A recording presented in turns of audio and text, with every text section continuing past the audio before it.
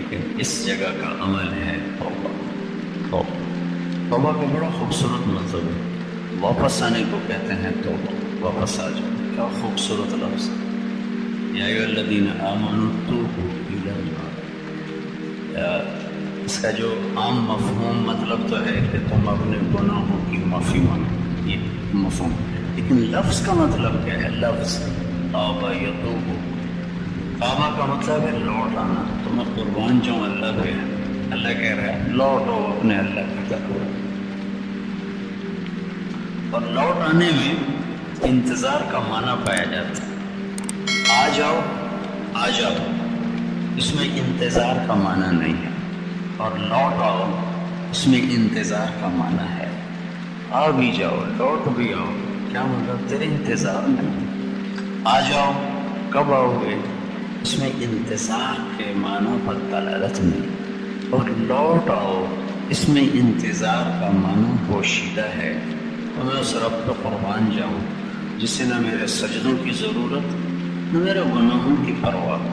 وہ مجھے کہتا ہے لوٹ آؤ. اب کہاں؟ الی اللہ، اپنے رب کی طرف واپس آ جاؤ. واپس آ جاؤ.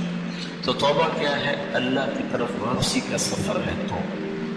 تو یہ عرفات کا خاص عمل ہے کہ جب ہم یہاں سے جا رہے ہوں تو ہماری شکلیں بھی بدل چکی ہوں اور ہمارے اخلاق بھی بدل چکے ہوں اور ہمارا کردار بھی بدل چکا ہو. ایسا نہ ہو جس شکل کے ساتھ آئے اسی شکل کے ساتھ واپس چلے گئے تو اپنے آپ پر ظلم کیا ہے، اپنے ساتھ دھوکہ کیا ہے. ساری زندگی اپنے نفس کی مان، اب اللہ کی مان، اب اللہ کے رسول کی مان لو.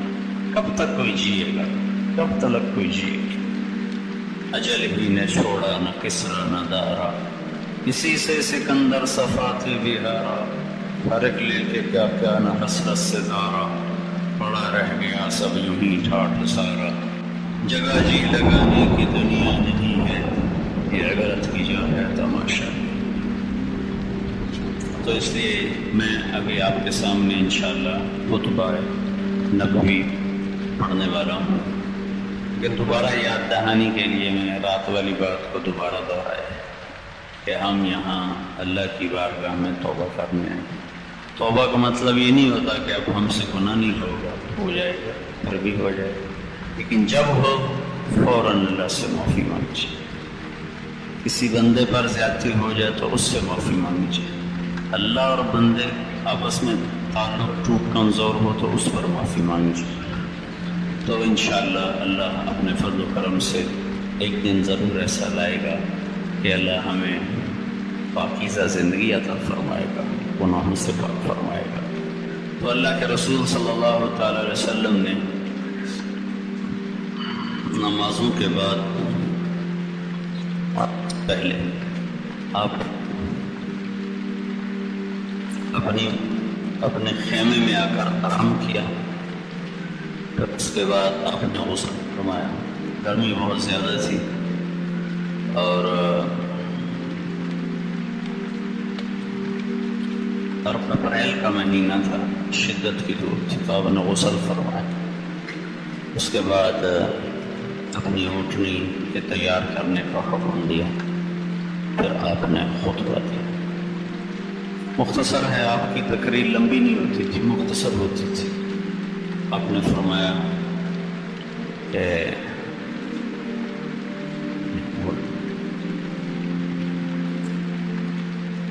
جب آپ خطبہ شروع کرنے لگے تو آپ اونٹنی کے رکاب ہوتے ہیں تو اس میں ایسے پاؤں تھے تو ان پر آپ زور دے کر ایسے کھڑے ہو گئے، اونٹنی پر کھڑے ہو گئے. اونٹنی کے رکاب پر پاؤں رکھا اور کھڑے ہو گئے. اور کھڑے ہو کر آپ کے سامنے کوئی 1 لاکھ سے اوپر مجمع تھا، 1.25 لاکھ 1.5 لاکھ. اتنا تو کسی میں ہے نہیں، لیکن عام علماء اس کی جو تعداد بتاتے ہیں وہ 1 سے 1.25 لاکھ کے درمیان بتاتے ہیں. کوئی 1.25 لاکھ کے قریب مجمع تھا صحابہ کا. تو آپ اونٹنی پر ایسے رکاب کے اوپر زور دے کر کھڑے ہوئے اور آپ نے یہ خطبہ دیا. پہلے میں اس سارے کا ترجمہ کر دیتا ہوں، پھر جو اس میں تفصیل کی چیزیں ہوں گی ان کی تفصیل بتا دوں گا.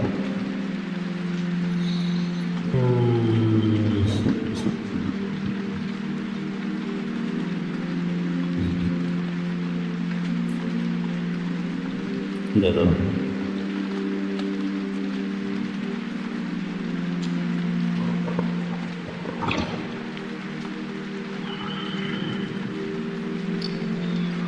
اپنے اللہ تعالیٰ کی حمد و ثنا کے بعد ارشاد فرمایا، اے لوگو، تمہارے جان، مال، عزتیں ایک دوسرے کے لیے قابل احترام ہیں قیامت کے دن تک، جیسے آج کا دن قابل احترام ہے، جیسے آج کا شہر قابل احترام ہے، جیسے آج کا دن قابل احترام ہے، اور آج کا مہینہ۔ ان قریب تم اپنے اللہ سے ملنے والے ہو، اللہ تم سے تمہارے اعمال کے بارے میں پوچھے گا۔ میں نے تمہیں اللہ کا پیغام پہنچا دیا ہے۔ جس کے پاس امانت ہو وہ ضرور واپس کرے۔ امانت کو صاحب حق تک پہنچانا تمہارے ذمہ ہے۔ جاہلیت کے زمانے میں جتنی تمہاری لڑائیاں تھیں، آج وہ میرے قدموں تلے دفن ہو گئی، اور میں ایک دوسرے کے قتل کو معاف کرتا ہوں۔ اور سب سے پہلے میں اپنے خاندان کا قتل، ربیعہ بن حارث بن عبد المطلب، جن کو حذیل نے قتل کیا تھا، میں اس کے خون کو معاف کرتا ہوں۔ اور سنو، آج سود میرے قدموں تلے دفن ہو گیا، تمہارے لیے اصل مال ہے۔ نہ ظلم کرو، نہ ظلم کیا جائے۔ اللہ نے فیصلہ کیا ہے کہ آج کے بعد سود حرام ہے، سود نہیں چلے گا۔ جتنا سود میرے چچا عباس بن عبد المطلب کا تھا، وہ آج میں ختم کرتا ہوں۔ اور سنو، شیطان اس بات سے تو مایوس ہو گیا ہے کہ وہ تمہیں پتھروں کے آگے جھکا سکے۔ تم میرے بعد پتھروں کے آگے تو نہیں جھکو گے، لیکن وہ تمہیں چھوٹی چھوٹی باتوں میں الجھا کر تمہیں آپس میں لڑا دے گا اور تمہیں دستوں گریباں کر دے گا۔ تو اپنے دین کی بھی حفاظت کرنا، عزت آبرو کو بھی بچانا۔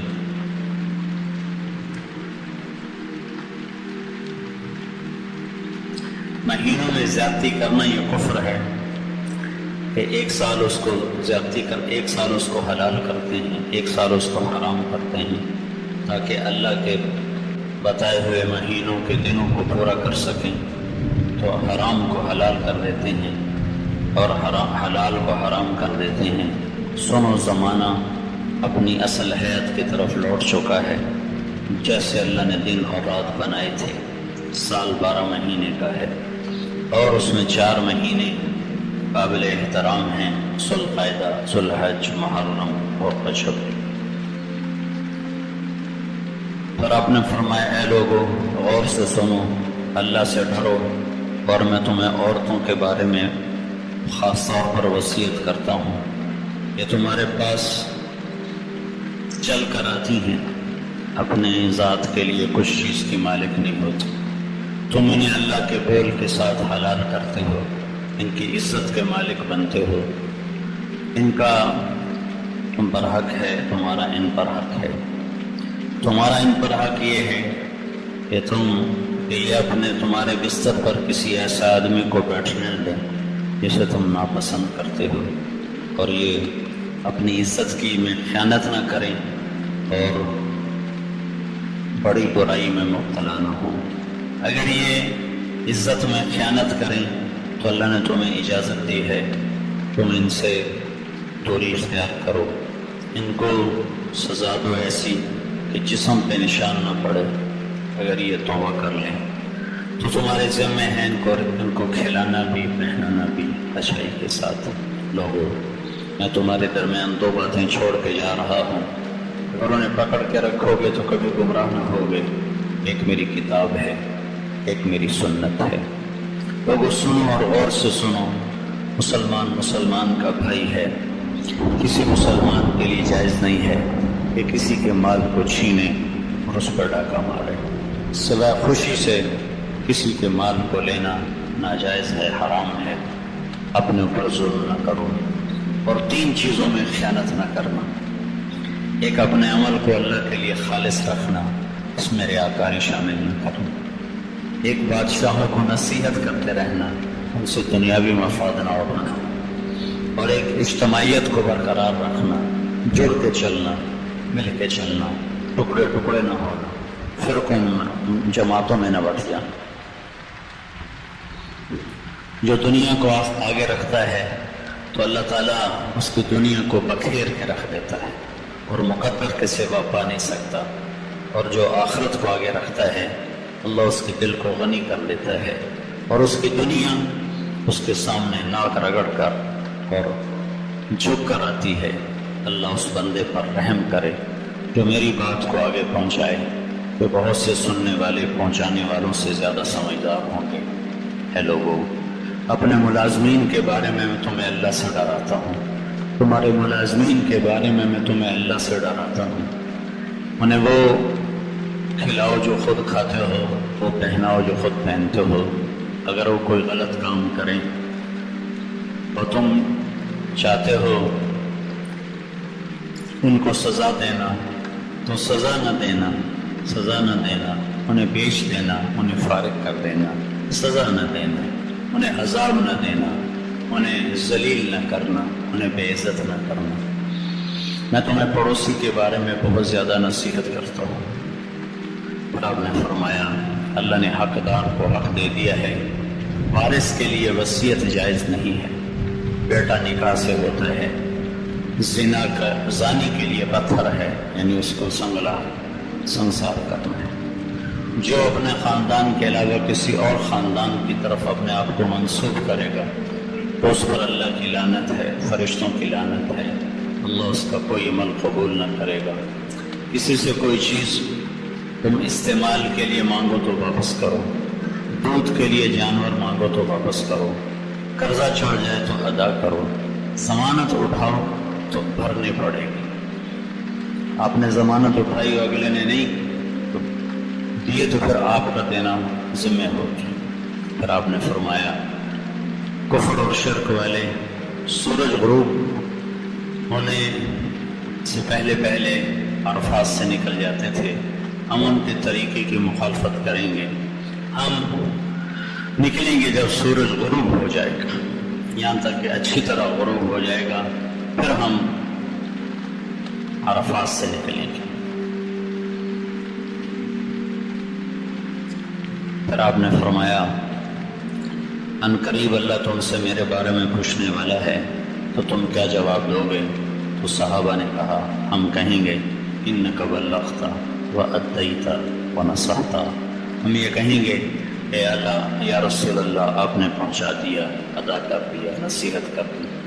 پھر آپ نے انگلی اٹھائی اور کہا اللہم اشہد اللہم اشہد اللہم اشہد، 3 دفعہ فرمایا۔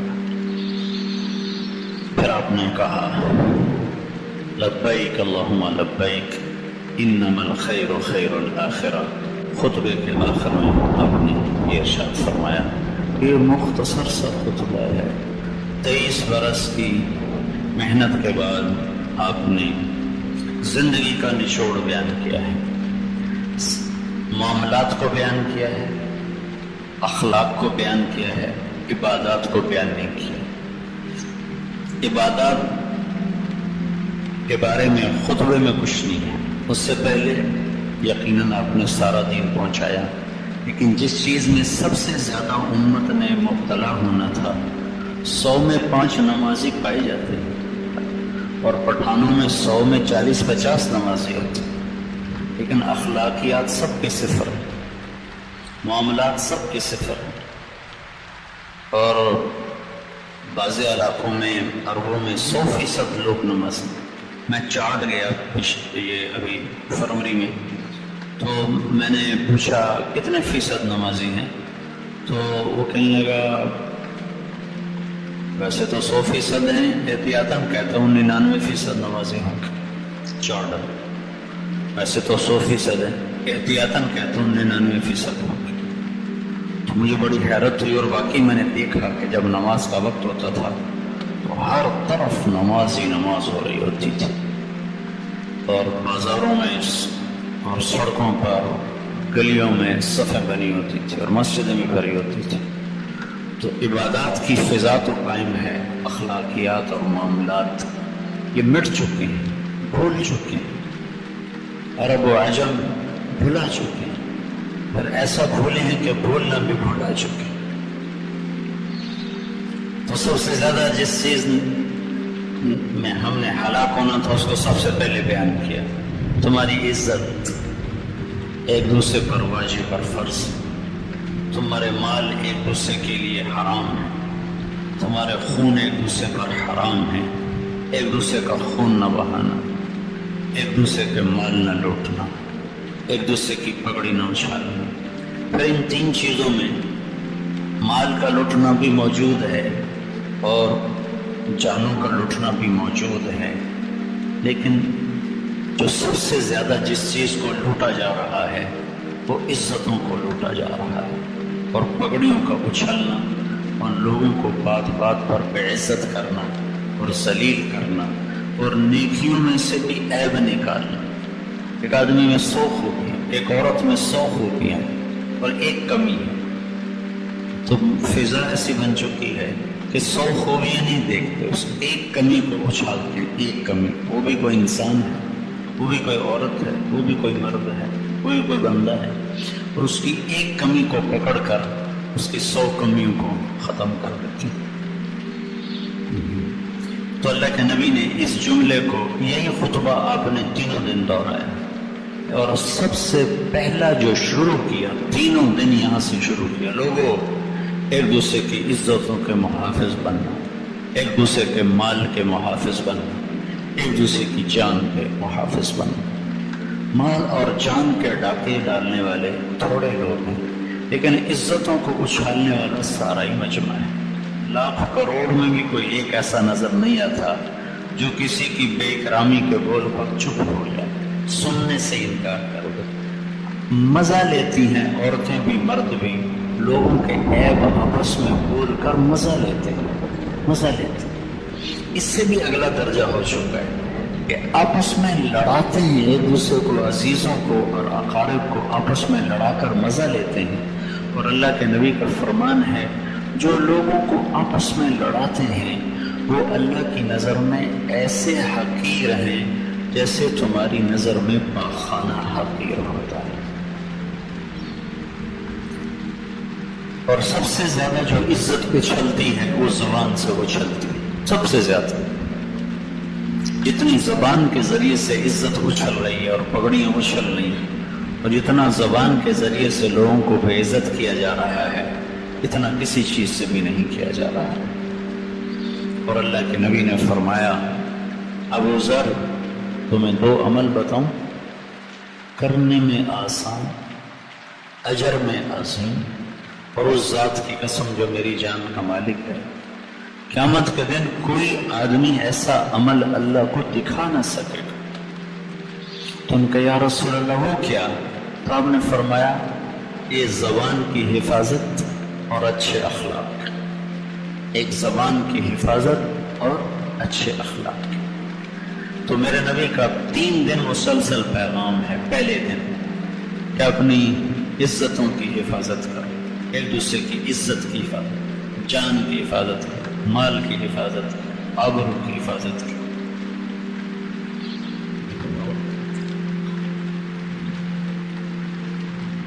عبداللہ بن مہدی بن رستم 3ری صدی کے بڑے عالم گزرے۔ میں آپ کو ان کا 3ری صدی میں پہاڑوں جیسے راسخ علم والے علماء آئے۔ تاریخ نے ان کو واضح نہیں کیا، لیکن ایک چھوٹے سے عالم کو واضح کیا ہے ان کے قصے کی وجہ سے۔ یہ بغداد میں ان کی بڑی ہیبت تھی، ان کا تقوی، علم بہت بڑا تھا۔ ان کے پاس ایک لڑکی آئی اور کہنے لگی، مجھ سے زنا ہو گیا ہے، میں حاملہ ہوں، اور میں نے آپ کا نام لے دیا کہ میرا ان سے نکاح ہے، میری عزت بچا لو۔ تو وہ کہتے، میں بڑھاپے میں اپنی عزت کیوں خوار کروں؟ جا دفع ہو، جا دفع ہو، تو نے منہ کالا کیا، میرے پاس کیا کرنا؟ اب میں بڑھاپے میں اپنی عزت تیری وجہ سے خوار کروں؟ تو ان سے کہنے لگے بیٹی گھر بیٹھ جا، تیرے اوپر کوئی حرف نہیں آئے گا، جو آئے گا میرے اوپر آئے گا۔ اور اعلان کر دیا ہمارا نکاح ہے، اور سارے شہر کے تانے سنے، بیٹی سے شادی کر لی، بیٹی جیسی سے نکاح کر لی۔ بڑھاپے میں عشق یاد آیا اور ان کی عزت کو داغ لگ گیا، لیکن اس بچی کی عزت انہوں نے بچائی۔ بچہ پیدا ہوا، خوشی منائی، مٹھائیاں تقسیم کی، وہ بیٹھ کے مبارک کو دودھ کی، اس بچی کا وظیفہ مقرر کیا۔ پھر اس کے بعد اعلان کیا بھائی ہم نے طلاق دی، آنا جانا تو تھا نہیں، تو خطرہ ہوا کہیں راز نہ کھل جائے، تو اعلان کر کے بھائی ہم نے طلاق دے دی، اور اس بچی کا وظیفہ مقرر کر دیا۔ 2 سال وہ بچہ زندہ رہا اور اس کا انتقال ہو گیا۔ 2 دینار اس کا ماہانہ وظیفہ تھا۔ 2 سال کے بعد وہ بچی آئی اور وہ 24 دینار واپس کیے کہ آپ نے میری عزت بچا لی، میرے لیے یہی کافی ہے، یہ آپ کی امانت میں آپ کو واپس کرنا ہے، اب بیٹی اپنے پاس رکھو، تیرے لیے بھی حلال ہے۔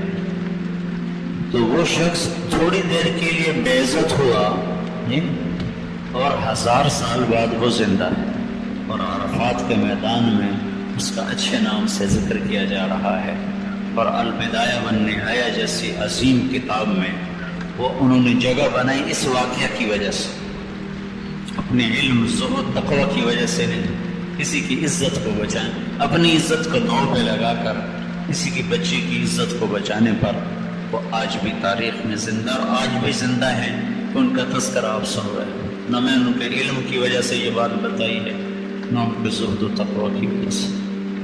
تو بھائیوں، ایک دوسرے کی عزتوں کے محافظ بنو، اور خاص طور پر اپنی زبان پہ قابو کرو۔ پھر آپ نے ارشاد فرمایا کہ میں نے قتل و غارت سارے مٹا دیے ہیں، ایک دوسرے کے خون کے پیسے نہ بننا، ایک دوسرے کے ساتھ دشمنیاں مول نہ لینا، پہلے اپنے خون کو معاف کیا، اپنے خاندان کے خون کو معاف کیا، اور معاف کرنے کا اس حد تک آپ نے مظاہرہ فرمایا ہے کہ چچا کا قاتل وحشی آیا، توبہ کی آپ نے معاف فرمایا، بیٹی پر حملہ کرنے والا حبار بن اسود آیا، توبہ کی آپ نے معاف کیا۔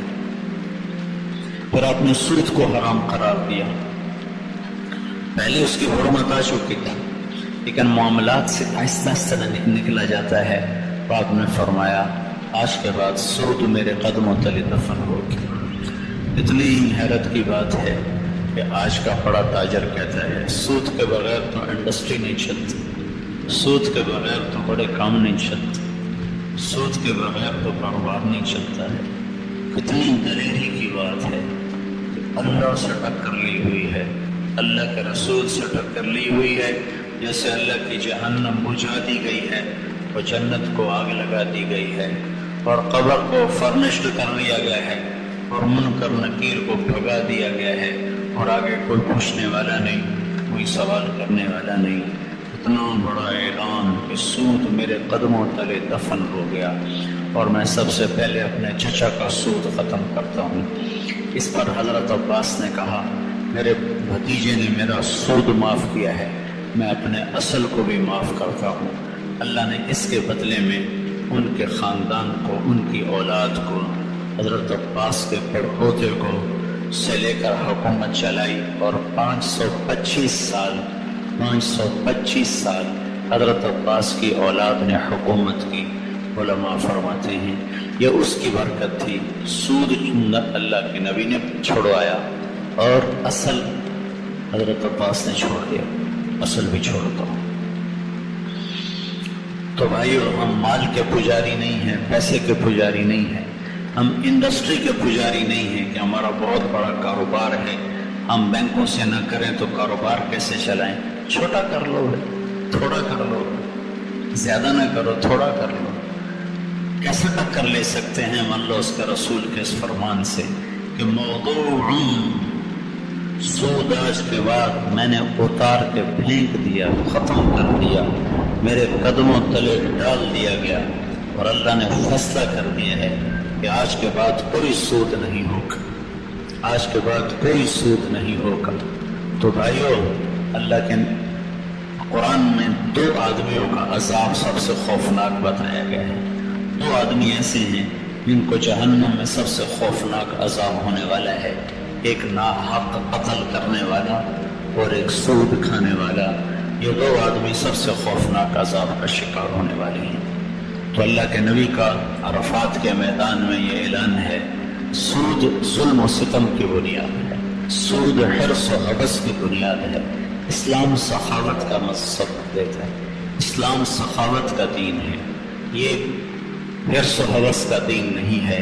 تو بھائیو، اگر کوئی بھائی سود میں پھنسا ہوا ہے تو اللہ سے توبہ کرے اور اس سے نکلنے کی کوشش کر۔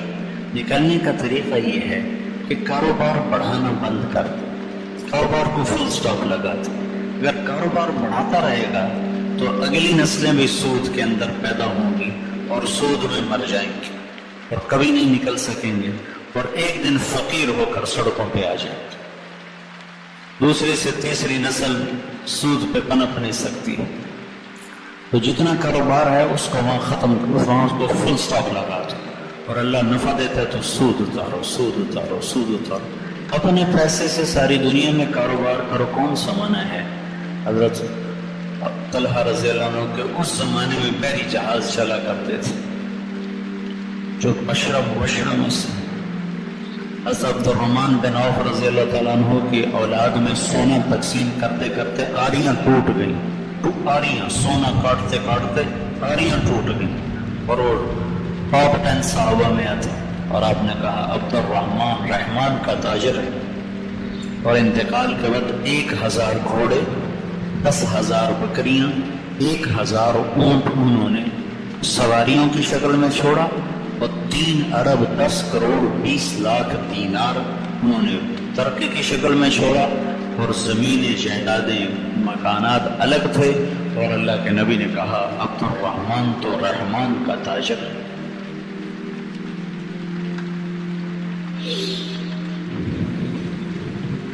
پھر آپ نے عورتوں کے بارے میں ارشاد فرمایا کہ عورتوں کے بارے میں اللہ سے ڈرو، یہ کمزور ہیں اور یہ ماں کی شکل میں ہوں۔ تو اللہ کے نبی، میں نے باپ کو وہاں بتائی تھی، عزیزہ میں روایت بتائی تھی کہ اللہ کے نبی نے فرمایا کاش میری ماں زندہ ہوتی تو میں اس کی ایسی خدمت کرتا کہ میں عشاء کے مصلی پر ہوتا اور میں سورۃ فاتحہ شروع کر چکا ہوتا، اور ادھر سے میری ماں مجھے پکارتی بیٹا محمد، تو میں ماں کی خاطر نماز توڑ دیتا اور میں کہتا لبیک اما جان، میں حاضر ہوں۔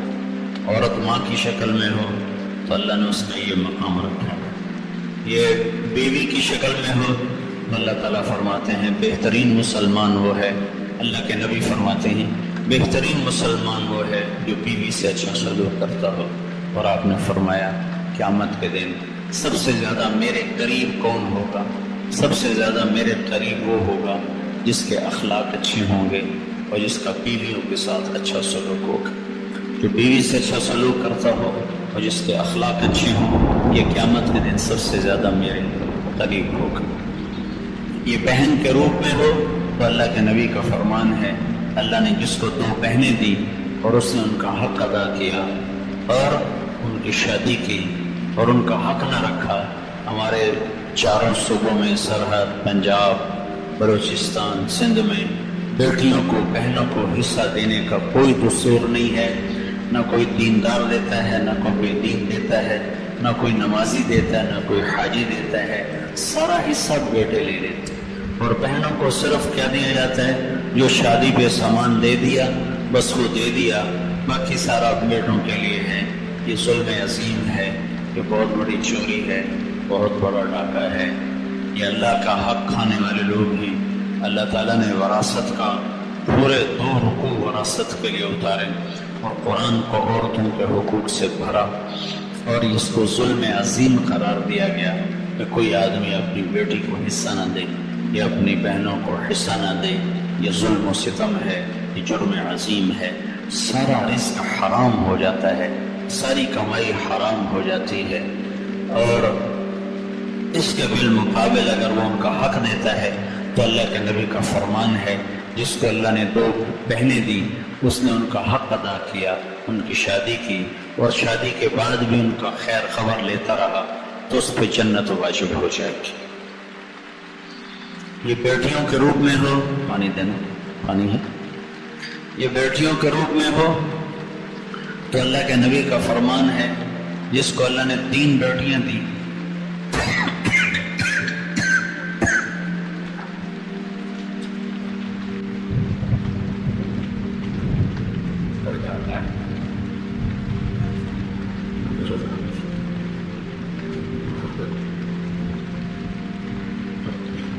جس کو اللہ نے 3 بیٹیاں دی، اس نے ان کی تربیت اور پرورش کی، شادی کی تو جنت میں چلا جاتا ہے۔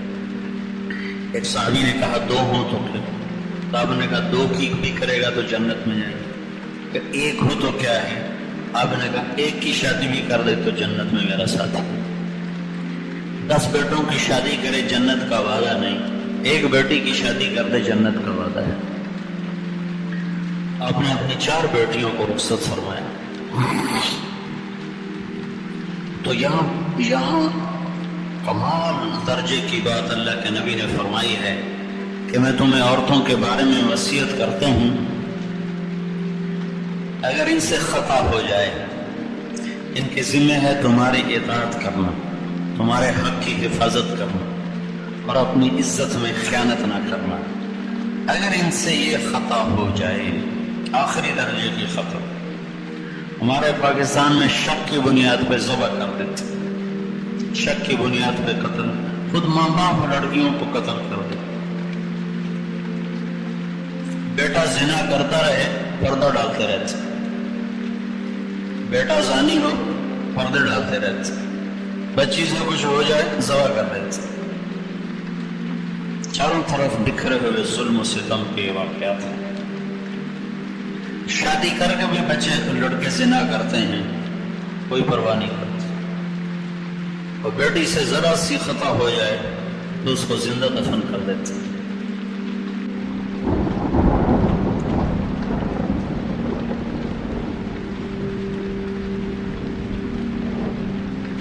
جرم تو دونوں کے لیے برابر ہے، اگر غیرت کا نام ہے تو غیرت تو دونوں کے لیے برابر ہے۔ بیٹا زانی ہو تو ہمارے لیے بے غیرتی نہیں،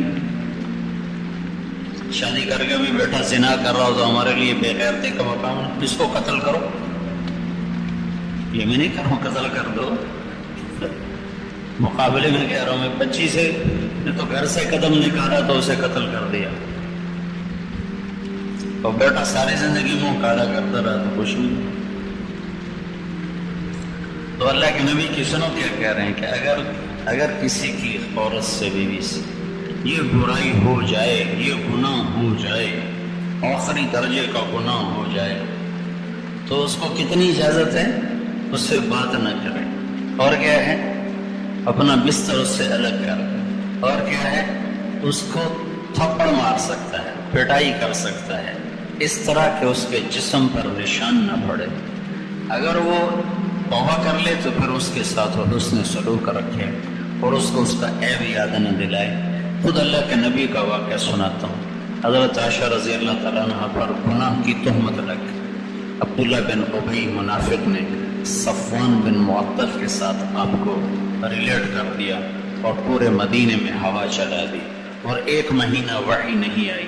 اللہ کے نبی حیران پریشان کہ پتہ نہیں حقیقت حال کیا ہے، اور سارے مدینے میں اضطراب، اور حضرت عائشہ رضی اللہ تعالیٰ عنہ کا رو رو کے برا حال کہ کوئی اوپر سے وحی آئے تو پتہ چلے کہ صحیح کیا ہے غلط کیا ہے، اور بات پھیل گئی۔ اس کے بیچ میں بات بتا دوں، اللہ کے نبی کا فرمان ہے، نیک عورت پہ تہمت لگانے والا 100 سال کی بندگی کر کے بھی آئے گا تو جہنم میں چلا جائے گا۔ تو عائشہ جیسے رضی اللہ تعالیٰ عنہ جیسی جن کے سینے پر سر رکھے اللہ کے نبی نے جان دی، جن کا گھر آپ کی آرام گاہ بنا، وہ کیسے عظیم ماں ہوگی، ان پہ یہ تہمت لگی ہوئی ہے۔ آخر 1 مہینے کے بعد اللہ کے نبی حضرت عائشہ کے پاس تشریف لائے، اور کیا کہا؟ ان کنت قد قارفت فاستغفر اللہ، اے عائشہ اگر تجھ سے قصور واقعی ہو گیا ہے تو تو توبہ کر لے، اللہ معاف کر دے گا۔ اللہ اکبر۔ کیا ظرف ہے، کیا اخلاق ہے اور کیا درس ہے. اور اگر تو پاک دامن ہے تو اللہ انشاءاللہ ضرور تیرے بارے میں گواہی دے گا. تو حضرت عائشہ رضی اللہ عنہ 3 دن سے تو کھایا کچھ نہیں تھا، رو رہی تھی، تو ایک دم آنسو خشک ہو اٹھ کے بیٹھے اور کہنے لگی اگر میں کہنے لگی ابو بکر صدیق سے کہنے لگی ابا تم میری گواہی دے. تو وہ اللہ کے نبی کے روب میں چپ، بھولے ہی نہیں. کہا اماں تو میری گواہی دے، وہ بھی اللہ کے نبی کے عوض میں چپ، بھولے ہی نہیں. تو حضرت عائشہ فرمانے لگی اگر سچ کہوں تو آپ لوگ مانو گے نہیں، اور جھوٹ کہوں تو اپنے آپ کو خود داغدار کروں. میرا کسی سے کوئی گلہ اور شکوہ نہیں، میرا میرے رب سے گلہ ہے. میں اپنے اللہ سے بات کرتی ہوں اور وہ کہتی ہوں جو یوسف کے باپ نے کہا تھا. کہنے لگی مجھے غم کی وجہ سے یعقوب علیہ السلام کا نام بھی بھول گیا. میں نے کہا میں وہ کہوں گی جو یوسف کے باپ نے کہا تھا فصبر جمیل واللہ المستعان علی ما تصفون. تم نے جو کہنا ہے کہتے رہو، میں صبر کروں گی. اور یہ کہہ کر دوبارہ لیٹ گئی تو ایک دم حضرت اللہ کے نبی پر وحی اترنا شروع ہوئی. تو جب آپ کا رنگ بدل جاتا تھا پتہ چل جاتا تھا. ابو بکر رضی اللہ تعالیٰ نے جب دیکھا نا وحی اتر رہی تو ایسے کانپنے لگے، رنگ ان کا بالکل پیلا زرد ہو اور ایسے کانپنے لگے ایسے. میں صدیق کے صبر پہ قربان جاؤں. 1 مہینہ عائشہ جیسی بیٹی پہ تہمت لگی رہی، لوگ پھیلا رہے. ایک جملہ نہیں کہا، ایک جملہ اللہ کے نبی سے آ کر شکایت نہیں کی. ہاں صرف ایک لفظ بولے، ایک لفظ پورے مہینے میں ایک لفظ، بس اتنا کہا سبحان اللہ. یہ کام تو ہم نے جاہلیت میں نہ کیا، اسلام لانے کے بعد کہاں کر سکتے تھے. بس ایک جملہ اور خاموش. ہم تو آگ لگا دیتے ہیں،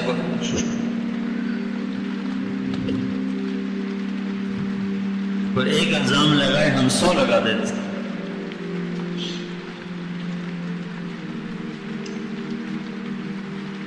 تو ابو بکر صدیق کیسے ہو گئے؟ اس لیے ان کو تو خبر نہیں تھی کہ وہی کیا آ رہی، وہ قصہ کیا ہے. اور ام رومان آپ کی والدہ وہ بھی ایسے ہو رہی، پیلی زرد. لیکن حضرت عائشہ کہتے مجھے اطمینان تھا کہ اللہ کو پتہ ہے میں کیا ہوں. لیکن کہنے لگی مجھے یہ نہیں پتا تھا کہ میرے بارے میں اللہ قرآن ہی اتار دے گا. میں یہ سمجھ رہی تھی جبریل آئے گا اور آ کر کہے گا یہ غلط ہے، بس قصہ ختم ہو جائے گا. لیکن مجھے یہ نہیں خبر تھی کہ قیامت تک میرا نام قرآن میں زندہ ہو جائے گا. تو سورہ نور کی 14 آیات اللہ نے اتاری اور علماء نے لکھا ہے پورے قرآن میں اللہ نے جیسے ان آیات میں غصے کا اظہار کیا ہے، پورے قرآن میں کسی ایک جگہ بھی ایسا غصے کا اظہار اللہ نے نہیں کیا. فرعون قارون کے تذکرے پر اللہ ایسے غیظ و غضب میں نہیں ہے جتنا ان آیات میں اللہ نے غیظ و غضب کا اظہار کیا. ان الذين جاءوا بالافك عصبة منكم لا تحسبوه شرا لكم بل هو خير لكم لكل امرئ منهم ما اكتسب من الاثم والذي تولى كبره منهم عذاب عليم. چلی کر آگے 14 آیات اللہ تعالیٰ نے اتاری. تو جب وہ وہی قدم ہوئی تو عائشہ رضی اللہ عنہ تو اطمینان سے تھی. تو اللہ کے نبی نے آنکھیں کھول کر ہنستے ہوئے کہا عائشہ تجھے مبارک، اللہ خود تیری گواہی دینے کے لیے آج. علماء کہتے ہیں یوسف علیہ السلام پر تہمت لگی تو بچے نے گواہی دی، اور اما عائشہ پہ تہمت لگی تو اللہ خود گواہی دینے آج، اللہ گواہ بن کے. تو ام رومان نے کہا بیٹی اٹھو اللہ کے نبی کا شکر ادا کرو. تو اس وقت ان پر ایک جذب کی کیفیت تھی. وہ کہنے لگی میں ہرگز ان کا شکر ادا نہ کروں گی، میں اس کا شکر ادا کروں گی جو میرا گواہ بن کے آیا.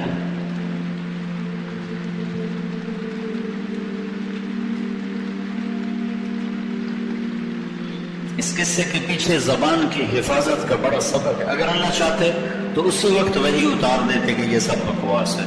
1 مہینہ مؤخر کیا صرف آپ کو بتانے کے لیے کہ زبان کی لگائی ہوئی آگ کہاں تک جاتی.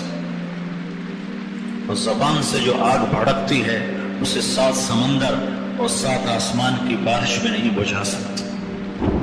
اور زبان سے جو گلشن مہکتے ہیں پوری دنیا کی خزائیں مل کر اس میں پہاڑ کو نکال نہیں سکتے۔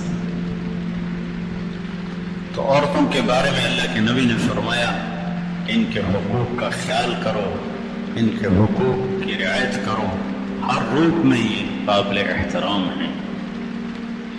پھر ایک اور بات جو خاص طور پر آپ نے ارشاد فرمائی اپنے غلاموں کے بارے میں، غلام کی جگہ آپ آج ملازمین ہیں، اپنے ملازمین کے بارے میں اللہ سے ڈرو، ان کے ساتھ بدتمیزی نہ کرو، ان کے ساتھ فضول گوئی نہ کرو، انہیں ماں بہن کی گالی نہ دو۔ میں کہا کرتا ہوں کسی بیگم سے پورا ڈنر سیٹ ٹوٹ جائے تو اتنا کہتی اوہ ڈنر سیٹ ٹوٹ گیا، اور ملازمہ سے ایک پرچ ٹوٹ جائے پرچ تو ساری عزت پکڑا کے اس کے ہاتھ میں دے دیتی ہے۔ غریب کی نہ کوئی عزت ہے، نہ غریب کی ماں ہے، نہ غریب کی بیٹی ہے، نہ غریب کی بہن ہے۔ نبی نے تو کہا تھا قیامت کے دن مجھے ڈھونڈنا ہو تو غریبوں میں ڈھونڈنا۔ حضرت انس نے پوچھا یا رسول اللہ قیامت میں آپ کہاں ہوں گے؟ تو آپ نے فرمایا میں قیامت کے دن اپنی امت کے غریبوں کے ساتھ ہوں گا۔ اپنے ہاتھ سے گاڑی لگ جائے تو خالی اتنا کہتے ہو یار گاڑی لگ گئی، ڈرائیور کے ہاتھ سے لگ جائے تو نہ اس کی ماں بچتی ہے، نہ بہن بچتی ہے، نہ بیٹی بچتی۔ اپنے ہاتھوں سے نقصان ہو جائے تو کچھ تھوڑا سا افسوس کرتا ہے، نوکر کے ہاتھوں نقصان ہو جائے تو اگلے پچھلے اس کے قضیے برابر کر دیتے۔ تو آپ نے کہا میں تمہیں خاص طور پر وصیت کر رہا ہوں نوکروں کے ساتھ بدتمیزی نہ کرنا، نہیں تمہارا کام صحیح کرتے انہیں فارغ کر دو۔ فارغ کر دینا کوئی ظلم نہیں ہے، لیکن ان کو گالی دینا، مارنا پیٹنا، بدتمیزی کرنا۔ میں وہاں بھی بتا رہا تھا ایک دن وہ کسی بیماری کی وجہ سے بھی نہ تو اس کی ایک دن کی تنخواہ کاٹ لیتے، خود ہوٹل پہ جا کے 20,000 کا کھانا ایک وقت کا کھا لیتے، اور ایک دن نوکر کسی بیماری کی وجہ سے بھی نہ تو اس کی تنخواہ کاٹ لیتے، اس کو تو اس دن کا چولہا بچ گیا۔ موسیٰ علیہ السلام نے اللہ تعالیٰ سے پوچھا یار جب تو ناراض ہوتا ہے تو کیا نشانی ہے؟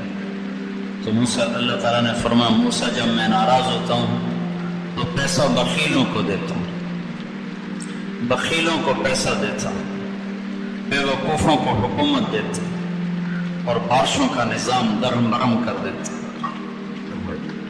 تو موسیٰ علیہ السلام نے پوچھا یا اللہ جب تو راضی ہوتا ہے تو کیا کرتا ہے؟ تو ارشاد فرمایا جب میں راضی ہوتا ہوں تو پیسہ سخیوں کو دیتا ہوں، اور حکومت سمجھدار لوگوں کو دیتا ہوں، اور بارشوں کو بر وقت کر دیتا ہوں۔ تو غلاموں کے بارے میں آپ نے فرمایا، نوکروں کے بارے میں آپ نے فرمایا جو خود کھاتے ہو انہیں کھلاؤ، جو خود پہنتے ہو انہیں پہناؤ۔ اگر ان سے کوئی قصور ہو جائے جو تم معاف کرنا نہیں چاہتے ہو، ایسا قصور ہو جائے جو تم معاف کرنا نہیں چاہتے تو انہیں فارغ کر دو۔ ماں بیٹی کو نہ اچھالو، ماں بیٹی کو نہ اچھالو، بے عزت نہ کرو۔ فارغ کر دینے میں کوئی ظلم نہیں ہے، لیکن ان کو بے عزت کرنا، ذلیل کرنا، خوار کرنا یہ ظلم عظیم ہے۔ اللہ کا عرش کانپ اٹھتا ہے جب کسی کو ماں بیٹی کی گالی دی جاتی ہے۔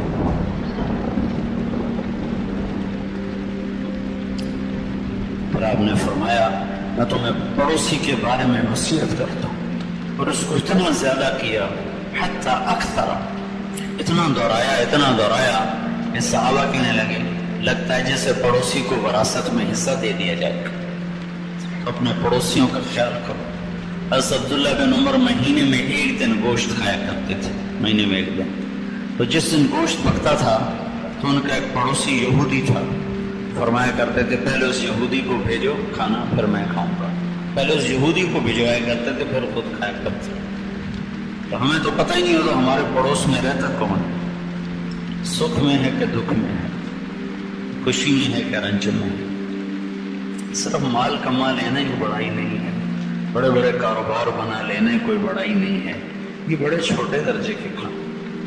یہ کام تو چڑیا بھی کرتی ہے، بلبل بھی کرتی ہے، طوطا مینا بھی یہ کام کرتے ہیں۔ انسانیت کی معراج کو پا لینا، چھو لینا یہ عزت اور بڑائی ہے۔ تو بھائیو ہم اللہ کی بارگاہ میں توبہ کریں، اللہ تعالیٰ سے مانگنے والے بنے. یہ جگہ مانگنے کی ہے اور توبہ قبول ہوتی ہے. توبہ قبول ہوتی ہے جب اللہ سے صلح ہو چکی ہو، اور سب سے زیادہ آسان اللہ ہی سے صلح ہے. کدھر ہم توبہ کر لیں ادھر اللہ ہم سے صلح کر لیں. تو توبہ کی سارا مجمع نیت کرتا ہے تو سب کہو یا اللہ میری توبہ، پھر کہو یا اللہ میری توبہ. یہ عورتیں بھی کہیں کہو یا اللہ میری توبہ. اب انشاءاللہ ہماری اللہ سے صلح ہو. کتنی میں 1 منٹ میں صلح ہوتی، 1 سیکنڈ میں صلح ہوتی، کیونکہ اللہ اثر سے پاک ہے. اگر میری سہیل کی کوئی انبن ہو جائے تو معافی تلافی کر کے بھی دل پہ اثر رہے گا، چونکہ اثر دل اثر لیتا ہے. وہ اثر زائل ہوتے ہوتے ہوتے وقت لگتا ہے، اور اللہ اثر سے پاک ہے. ادھر آپ کہتے ہو میری توبہ کہتے جاؤ معاف، جاؤ معاف. تب تروشی پڑھو اللہ تعالیٰ کی بارگاہ میں. اللہ سے مانگنے کا وقت ہے، اللہ سے مانگو. اللہم لک الحمد کما انت اہلہ وصل علی محمد کما انت اہلہ وفعل بنا ما انت اہلہ انک اہل التقوی و اہل المغفرہ. اللہم لک الحمد کلہ ولک الشکر کلہ. اللہم لک الحمد حمدا کثیرا طیبا مبارکا فیہ غیر مکفی ولا مودع ولا مستغنى عنه. یا احد الصمد الذی ليس كمثله شيء وهو السميع البصير. يا أحد الصمد الذي لم يتخذ صاحبة ولا ولدا ولم يكن له شريك في الملك ولم يكن له ولي من الذل ونكبره تكبيرا. يا أحد الصمد الذي لم يلد ولم يولد ولم يكن له كفوا أحد. يا أحد الصمد الذي يمسك السماء أن تقع على الأرض إلا بإذنه إن الله بالناس لرؤوف رحيم. يا أحد الصمد الذي يمسك السماوات والأرض أن تزولا ولئن زالتا إن أمسكهما من بعده إنه كان حليما غفورا. يا من لا تراه العيون ولا تخالطه الظنون ولا يصفه الواصفون ولا تغيره الحوادث ولا يخشى الدوائر. يا من يعلم عدد قطر الأمطار وعدد ورق الأشجار وعدد ما أظلم عليه الليل وأشرق عليه النهار. يا من لا تواري منه سماء سماء ولا أرض أرضا ولا بحر ما في قعره ولا جبل ما في بحره. اجعل خير أعمالنا آخرة وخير أعمالنا خواتيما وخير أيامنا يوم نلقاك فيه.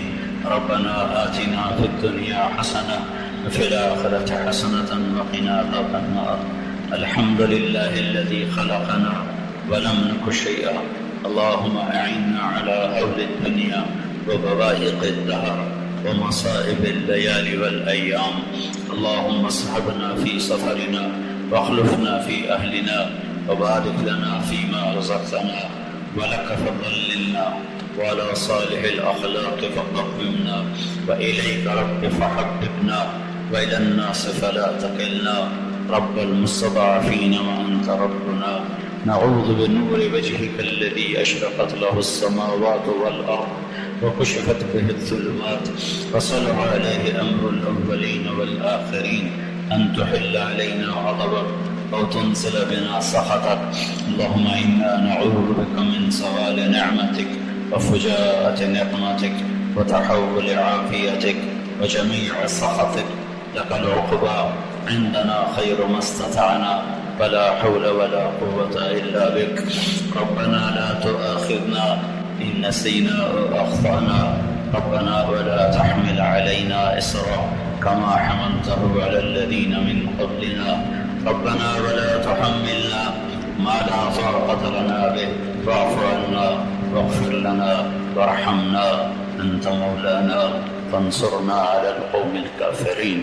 اے دو جہان کے پالنے والے اللہ، اے زمین آسمان کے مالک اور خالق اللہ، اے معافی کو پسند کرنے والے اللہ، اے محمد مصطفیٰ صلی اللہ علیہ وسلم کے اللہ، اے ہمارے جیسے حقیر فقیر ذلیل بندے بندیوں کے اللہ، میرے مالک، میرے مولا، میرے آقا، میرے رب، تیرے بلابے پر، تیرے بلابے پر، تیرے غلام، تیری باندیاں، تیرے نوکر، تیری نوکرانیاں ننگے سر ننگے پاؤں یا اللہ چھوٹے چھوٹے خیموں میں اور تپتے ہوئے میدان میں آئے اور جمع ہوئے اور تیری رحمت کی آس میں اب ہاتھ اٹھائے ہیں، اسے مانگنے کے لیے اٹھائے ہیں۔ تیرا وعدہ ہے کہ آج تم ریت کے ذروں کے برابر گناہ لاؤ تو میں معاف کروں گا۔ ہم تیرے دربار میں آئے ہوئے ہیں، ہمارے گناہ بہت زیادہ ہیں، لیکن تیری عزت کی قسم ریت کے ذروں جتنے نہیں ہیں، ہمارے گناہ بہت زیادہ ہیں، پر درختوں کے پتوں کے برابر نہیں ہیں۔ ہمارے گناہ بہت زیادہ ہیں، پر بارش کے قطروں کے برابر نہیں ہیں۔ تیرا وعدہ ہے کہ تم آ جاؤ، آ جاؤ، میں معاف کرنے کے لیے بیٹھا ہوں۔ آج ہم سب آئے ہیں اور اس وقت سارا 25، 30، 40 لاکھ کا مجمع ہاتھ اٹھائے ہوئے تجھے پکار رہا ہے، تیرے سامنے فریادیں کر رہا ہے، یا اللہ۔